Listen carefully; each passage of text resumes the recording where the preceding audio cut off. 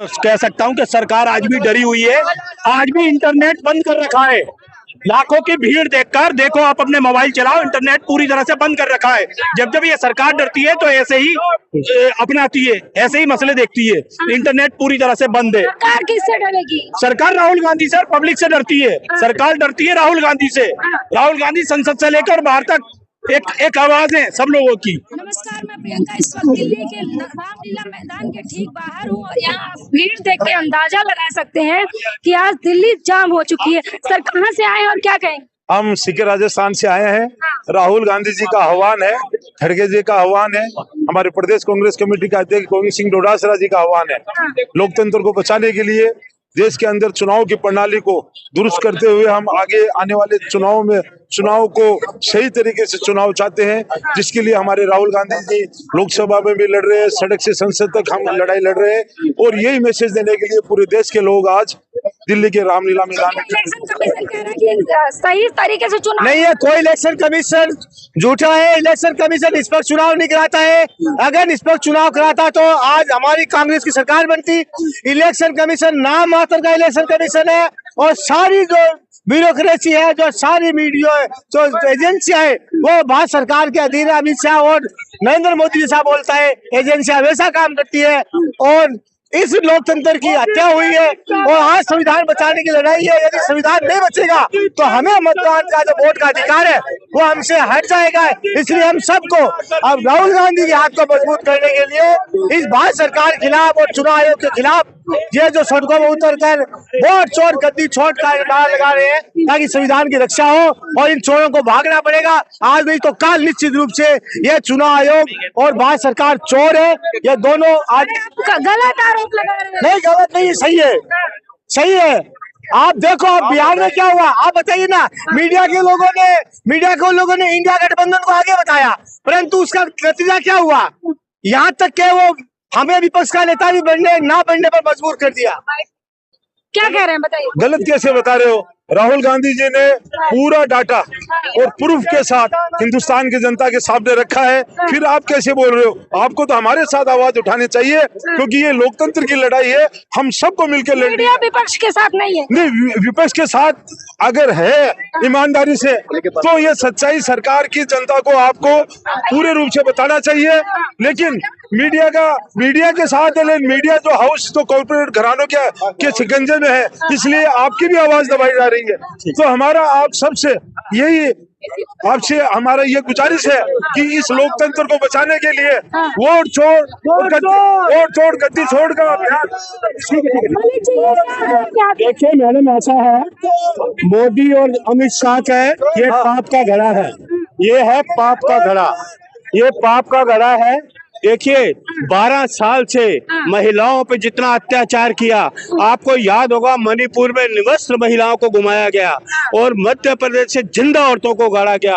और IT cell के लोगों ने वाराणसी में, जहां के प्रधानमंत्री हैं, गैर कानूनी तरीके से बैठे हुए हैं, उनके IT सेल के लोग एक कॉलेज में घुसते हैं। 3 लोग मोटरसाइकिल पे बिना हेलमेट पहने लड़की का किडनैप करते हैं, बलात्कार करते हैं, वीडियो बनाते हैं, प्रधानमंत्री का प्रचार करने जाते हैं। ये है देश का प्रधानमंत्री। महिलाओं का सम्मान करेंगे, देश के लिए गोद लाने वाली महिलाएं, उनको दिल्ली की राजधानी, भारत की राजधानी में उनको पांव के थले कुचला गया। जो देश के लिए सोना लाती है, यही महिलाओं का सम्मान करेंगे। आप तो महिला है, क्या लग रहा है आपको? हम यही कह रहे हैं कि महिलाओं पर सबसे ज्यादा अत्याचार मोदी राज में ही हो रहा है। मोदी के राज में महिलाएं बहुत त्रस्त है और आज आप देख लो कितनी जगह। हम मध्य प्रदेश नंबर 1 है। आज हम मध्य प्रदेश से आते हैं और मध्य प्रदेश महिलाओं के अत्याचार के मामले में मध्य प्रदेश नंबर 1 है। तो इसलिए सबसे पहली बात जो राहुल जी बोल रहे हैं, वोट चोर गद्दी चोर, महिलाओं को सशक्त करने की बात कर रहे हैं। बताइए कैसा सशक्तिकरण? महिलाओं को कुछ पैसे देकर उनका वोट लेना चाहते हैं? महिलाएं जब अपनी अस्मिता की रक्षा करते हैं तो बलात्कारी संसद में बैठे हुए हैं। इस तरीके का सशक्तिकरण आप चाहते हैं? मैम क्या भाषण के बाद तोड़ना इसको हमने। बस हम यही चाह रहे हैं कि वोट चोर गद्दी चोर, अब मोदी जी के पाप का घड़ा भर चुका है और अब उनको ही गद्दी पे से हटना होगा। आप लोग हटा देंगे? हम कोशिश में लगे हुए हैं और ये कहते हैं कि सच्चाई का उदय जरूर होगा। झूठ कब तक? ये पाप का घड़ा जरूर भरेगा और पाप का घड़ा यदि भरता है तो वो फूटता जरूर है। ठीक है मलिक जी, क्या? देखिए मैडम, ऐसा है आप ये बताइए, पुलवामा में आतंकवादी आए, घुस के मारेंगे। हमारे देश में घुस के आतंकवादी 26 लोगों को मार के चले गए। 46 जवान जो थे वहां पे पुलवामा में मार के चले गए। कहाँ चली गई जांच? अभी तक तो पकड़े नहीं गए। अरे मोदी जी क्यों झूठ बोलते हो? 12 साल से एक देश का ऐसा प्रधानमंत्री है जो सिर्फ झूठ ही बोलता है। सच के नजदीक तो ये जाते ही नहीं प्रधानमंत्री। मतलब ये कह रहे हैं प्रधानमंत्री झूठ बोलते हैं। झूठ बोलते, बिल्कुल झूठ बोलते हैं। हाँ। वोट चोर गद्दी छोड़ के माध्यम से इनको हटाने की कोशिश में लगा हुआ पूरे हिंदुस्तान, और हटा के रहेंगे। हाँ। आप लोग डर चुके हैं, राहुल गांधी डर चुके हैं। नहीं डरे, नहीं डरे। कहाँ डरते? तो इतनी बड़ी महारैली नहीं करते। डरता हो तो घर में घुस जाता। हाँ। कहाँ डरे राहुल गांधी? डरता कौन? डरते मोदी, डरते पुलिस को आगे करते। हाँ। क्या लग रहा है आज दिल्ली में जाम कर देंगे आप लोग? बिल्कुल जाम कर देंगे आप। 10-12 लाख लोगों के आने की संभावना है। दिल्ली को जाम कर देंगे। तो देखिए दिल्ली में हुजूम लग चुका है। भीड़ देख के अंदाजा लगा सकते हैं कि कितनी बड़ी रैली होने वाली है और कितनी जनसंख्या में लोग आए हुए हैं। जगह जगह से देश भर से लोग उतरे हुए हैं और वोट चोर गद्दी छोड़ का नारा दे रहे हैं। आप भीड़ देख के अंदाजा लगाइए कि रामलीला मैदान से बाहर की ये भीड़ है और अंदर कितनी ही भीड़ होगी। और आप सुरक्षा कर्मी भी देख सकते हैं कि यहाँ पे मौजूद है। तमाम महिलाएं हैं और बैनर पोस्टर झंडे लेके हाथों में सड़कों पे उतर गए हैं। सीधे बातचीत करने की कोशिश करेंगे। देखिए आपके बैनर से क्या कहेंगे?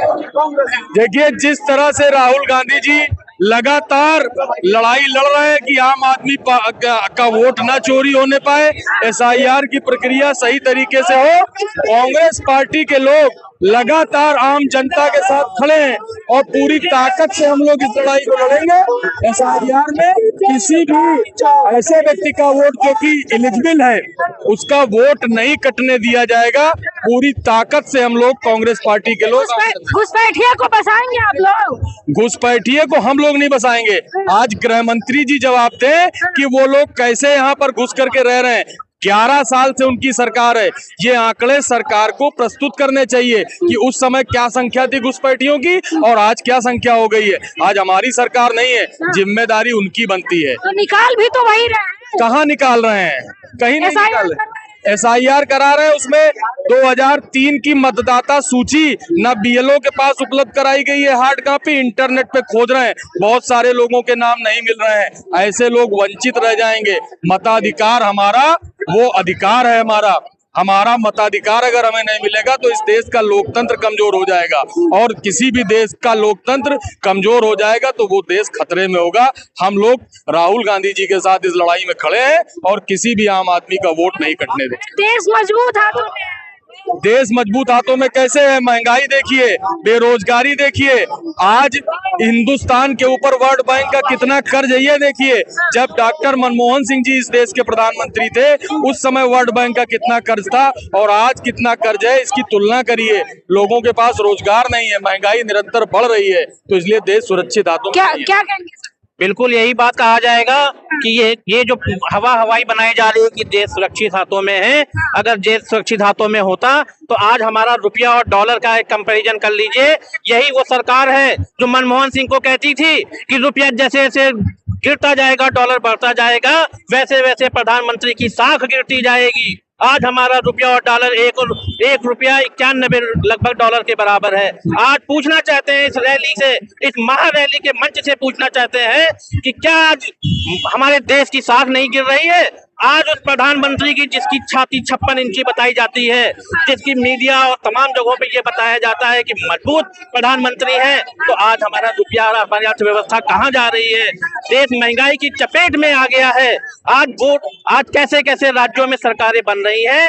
इस पे हम यही कहना चाहेंगे कि आज जनता को एक होना पड़ेगा और एक होकर के इस सरकार को जो वोट चोरी का काम कर रही है उसे नेस्त नाबूद करके उसे हटाना होगा। तभी देश मजबूत होगा और तभी हम संपन्न होंगे। क्या कहेंगे आज की रैली को लेकर?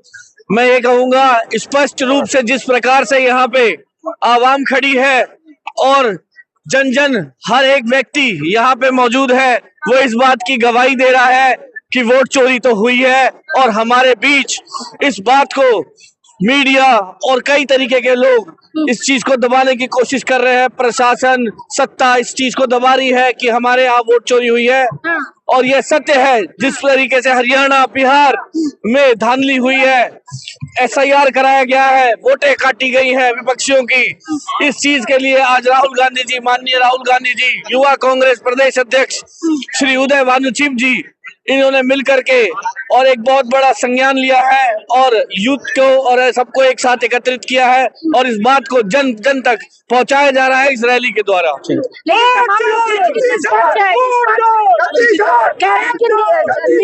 संस्थाएं निष्पक्ष, आप लोग गलत आरोप लगा रहे हैं।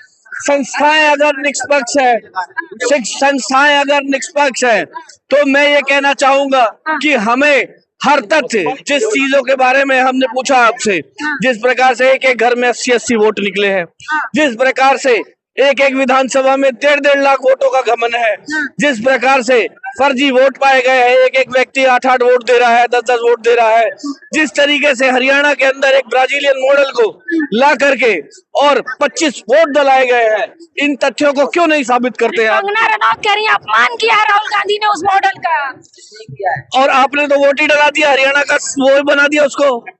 मैं ये कह रहा हूँ, कंगना रनौत जी कह रहे कि अपमान किया है, और जो संविधान का अपमान इन्होंने किया है, जिस प्रकार से इन्होंने वोट को, एक ब्राजीलियन महिला का वोट 25 बार हरियाणा में डलवाया गया है, तो मैं ये कहना चाहता हूँ कि क्या वो अपमान हमारे संविधान का नहीं है? एक मॉडल से बड़ा अपमान, संविधान का अपमान कोई अपमान नहीं है। एक व्यक्ति का, जिस व्यक्ति ने वोट दिया है, क्या वो अपमान नहीं है? हमारे साथ खिलवाड़ नहीं है, हमारे मौलिक अधिकारों के साथ नहीं है। क्या करेंगे आपको? हम इस जनसभा को आगे और घर घर तक बढ़ाएंगे, और हम बताएंगे कि क्यों, किस प्रकार से हमारे साथ गलत हुआ है, और हम इसके खिलाफ आवाज उठाएंगे, और राहुल गांधी जी के साथ, कांग्रेस पार्टी के साथ, उनके नेतृत्व में कदम से कदम बढ़ा करके वोट चोर इसका नारा। क्या कहेंगे आप, क्या कहेंगे? मैं इतना कह सकता हूं कि सरकार आज भी डरी हुई है, आज भी इंटरनेट बंद कर रखा है। लाखों की भीड़ देखकर, देखो आप अपने मोबाइल चलाओ, इंटरनेट पूरी तरह से बंद कर रखा है।